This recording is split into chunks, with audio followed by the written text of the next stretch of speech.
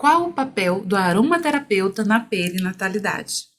Eu sou Luísa Domini, aromaterapeuta perinatal e aromaterapeuta pediátrica, membro da Associação Brasileira de Aromaterapia e Aromatologia e certificada pela Associação Brasileira de Terapeutas Holísticos. E aqui, neste canal, eu ensino sobre aromaterapia perinatal e aromaterapia pediátrica. Então, qual é o papel do aromaterapeuta na perinatalidade? Em primeiro lugar, a gente precisa definir o que é perinatalidade.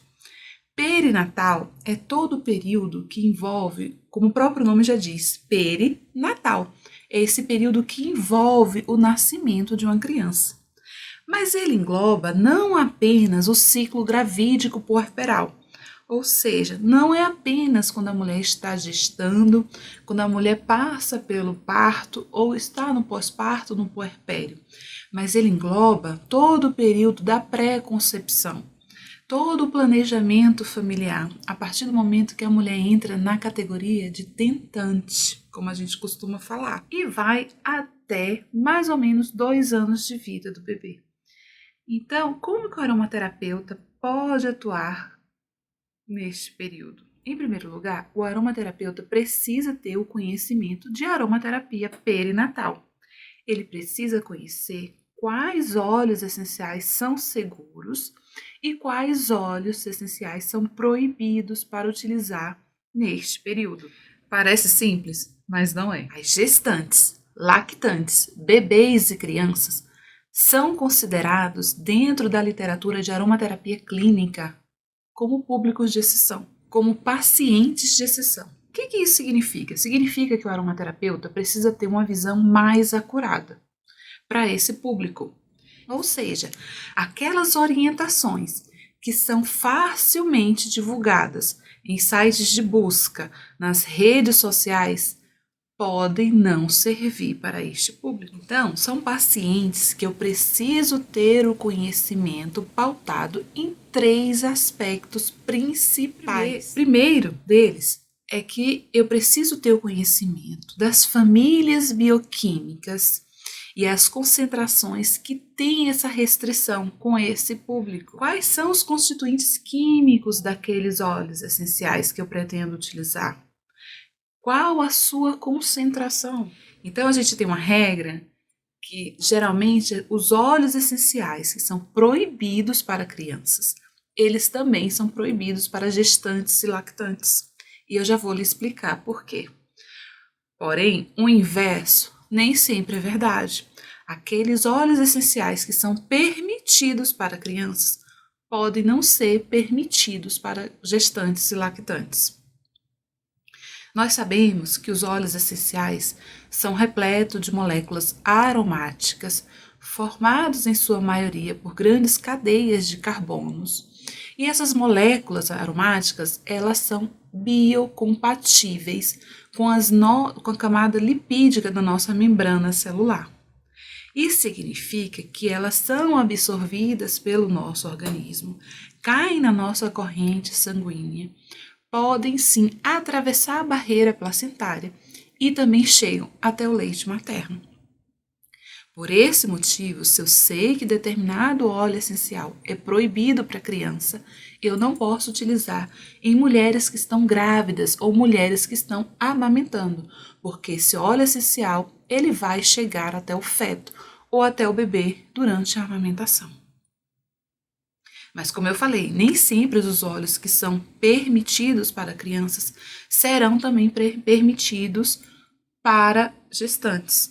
Por quê? Porque eu sei que tem alguns óleos essenciais que eles podem, por exemplo, mimetizar a ação de alguns hormônios, ou até ter um efeito antagônico a esses hormônios, como, por exemplo, o estrogênio e a progesterona.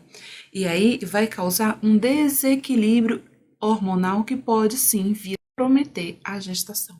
Assim, eu tenho, por exemplo, óleos essenciais que podem provocar contrações uterinas, que são emenagogos, ou seja, que eles podem provocar a menstruação.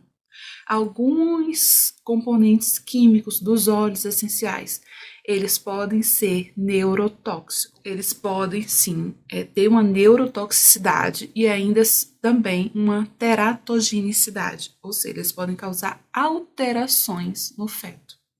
Significa, então, que eu não devo utilizar o óleo essencial na gestação? Não. Você não deve utilizar se você não tiver o acompanhamento de um aromaterapeuta qualificado. Mas você pode sim se beneficiar com o uso dos óleos essenciais. E aí, dentro da aromaterapia, você vai encontrar 3 discursos.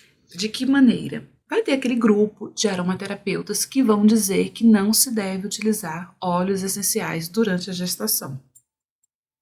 E eu diria que os aromaterapeutas que afirmam isso, na verdade, estão inseguros de prescrever os óleos essenciais e podem até mesmo estar desatualizados do que diz os estudos científicos, do que trazem as recomendações de grandes instituições internacionais. Vai ter um segundo grupo de aromaterapeutas que vai afirmar que a gestante só pode utilizar os óleos essenciais a partir do 3º mês da gestação, ou seja, em volta da 13ª, 14ª semana de gestação, entrando no 2º trimestre.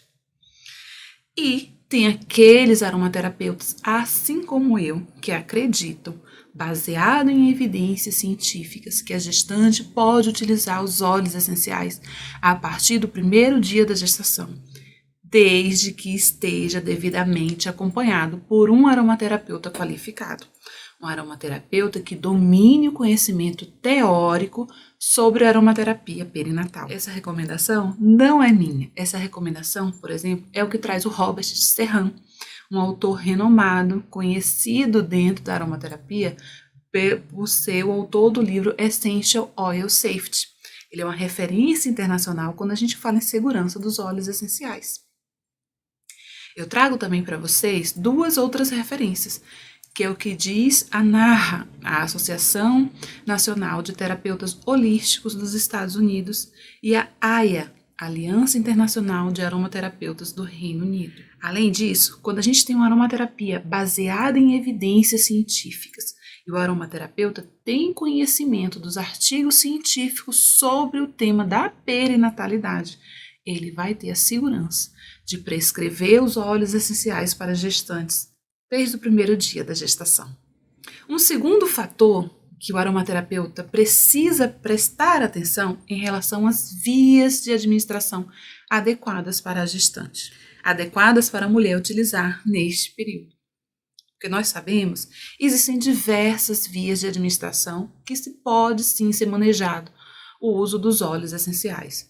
No entanto, 2 vias são consideradas mais seguras, que é a via tópica e a via olfativa, pois a gente sabe que através dessas vias a gente consegue sim ter o benefício dos óleos essenciais que a gente deseja ter com a aromaterapia e vai ter uma baixa concentração de óleo essencial chegando até a corrente sanguínea, muito menor do que eu teria, por exemplo, se eu fosse ingerir o óleo essencial, se eu fosse prescrever o óleo essencial, a ingestão de óleo essencial para a mulher gestante. Então, são vias mais seguras, apesar de que ainda assim eu tenho óleos essenciais que são proibidos em todas as vias. E o terceiro fator em relação à posologia. Qual concentração é mais segura de utilizar para aquela gestante? A gente sabe, por exemplo, que na via tópica, os óleos essenciais eles devem sempre estar diluídos. Mas ainda assim, eu vou ter que utilizar, vou ter que prescrever aquele uso da gestante, por exemplo, vai ter que ser um uso pontual, por um curto período, em uma baixa concentração de óleo essencial. Então, ao invés de eu dizer para uma gestante, por exemplo, pingue 1, 2 gotas de óleo essencial no seu difusor pessoal e pode ficar o dia inteiro com ele, não, eu vou prescrever que ela utilize aquela gota naquele difusor pessoal por um curto período de tempo. Isso a gente falando do rol de conhecimentos em aromaterapia perinatal. Mas é interessante que o aromaterapeuta não se limite apenas ao conhecimento do uso dos óleos essenciais mais recomendados para as mulheres nesse período ou ainda dos óleos essenciais que são restritos ou até mesmo proibidos para utilizar nesse período. É importante que ele tenha também um conhecimento em psicologia perinatal. Psicologia perinatal é uma área do conhecimento da psicologia que trata sobre a perinatalidade, todas as questões emocionais que envolvem esse período da mulher. Que a gente sabe, dentro da psicologia perinatal, que a mulher é o paciente primário. Porém, não é apenas a mulher, ela vai ser o protagonista desse período. Mas a gente tem aí um outro paciente secundário, que é o bebê. Então, além de ter o acolhimento para essa mulher, além de validar os sentimentos e regular as emoções dela, é importante que o aromaterapeuta também tenha o olhar para o bebê, para trabalhar o vínculo mãe e bebê, para trabalhar as questões de ressignificação de emoções, que o bebê, ele sente tudo aquilo que a mulher sente na gestação. Então, ele precisa também ter o conhecimento teórico e técnico nesta área para poder conduzir o seu tratamento. E ele vai precisar, muitas vezes, favorecer a intimidade emocional da mãe com essa criança. O aromaterapeuta perinatal, ele pode também auxiliar em casos de luto perinatal.